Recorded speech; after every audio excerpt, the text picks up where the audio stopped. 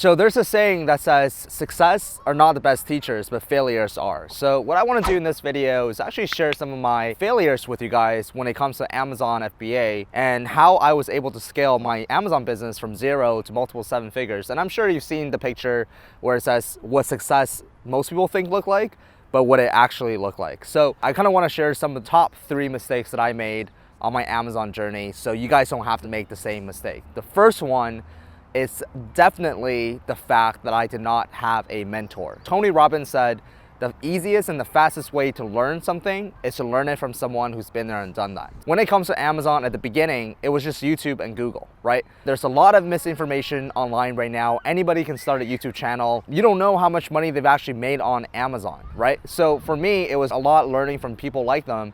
And yes, I got a lot of good information, but I felt like everything was very scattered and I didn't have a step-by-step process. It wasn't until I actually invested in myself and got a mentor, that's when a complete new world opened up to me, where I was like, wow.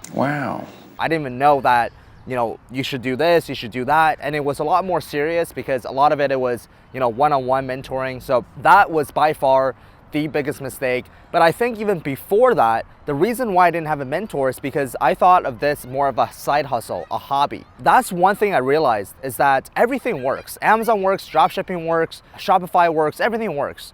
But if you treat it more of a hobby, that's the result you're gonna get. But if you really commit yourself and give yourself 100%, then obviously you're gonna achieve much, much better results.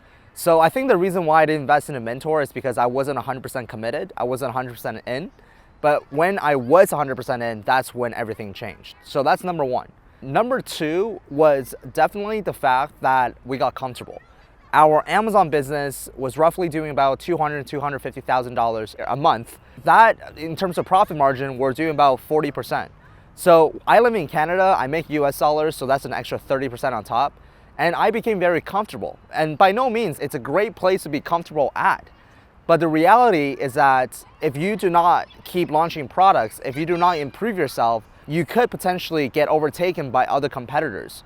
So if I was to go back, one thing I would have done is launch more products and use that cash flow. Instead of letting it sit in the bank, I would have actually launched more products very, very aggressively. The third mistake that I personally made was the fact that I didn't hire a team right off the bat. Now, I don't recommend hiring a team right off the bat, but when I first hit 50,000, 100,000, that's when I should have invested into forming a team.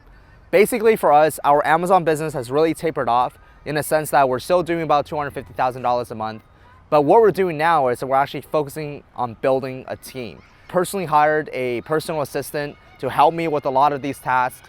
I've also hired an operations person full-time locally. And I like VAs in a sense that, yes, they're a little bit less expensive, but I'd rather have that face-to-face communication. So I'm more of a face-to-face guy, but hey, whatever works for you, right? So if I can go back in time, one thing I definitely would have done is to hire a team, train someone underneath me to start building up that team. One of the great books that I'm reading right now that I wish I read earlier is called Clockwork.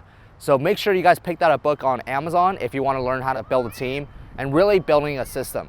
You can only take yourself so far, and I feel like I've really capped off. But now if we build a team, we can grow our business. And really, ultimately, the goal is to take yourself out of the business. So let's say if I get hit by a bus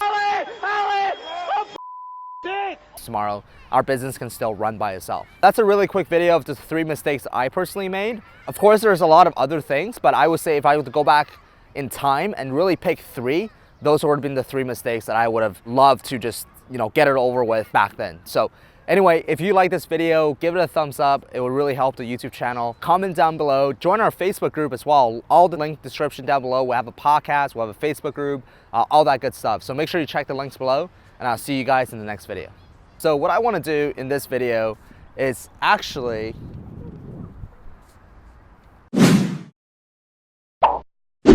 Hey, thank you so much for watching till the end of this video. I really hope you got a lot of value from this. And if you are interested in watching more, make sure you're subscribed to this channel. And if you've seen till the end, give your boy a thumbs up and leave a comment in the comment section down below. And I will see you in the next video.